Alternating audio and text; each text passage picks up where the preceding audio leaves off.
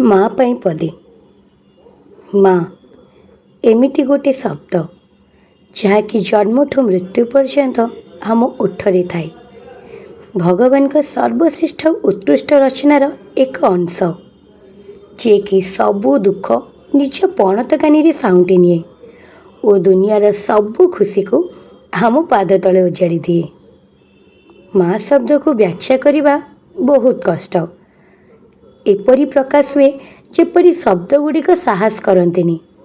लेखनी स्तब्ध हुए, आखि लुहरे विजे, आउ मन चली जाए ता पणतकानी रे लुह पोछिबाकू। तार एते सारा भल गुण कौन बा बखाणी भी।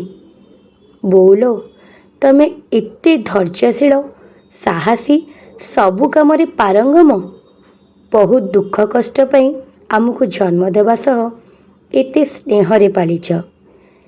निजे न खाई न पिंधि आम अभाव को पूरण करिच। आउ आमको अभाव बोली किछि जणे देइनो। बाडेबिनी कहला परे बहुत मारिब, खाइबाकू देबिनी कहला परे बळेई बळेई खुआइब। माँ परी किए हेब। Happy mother's day.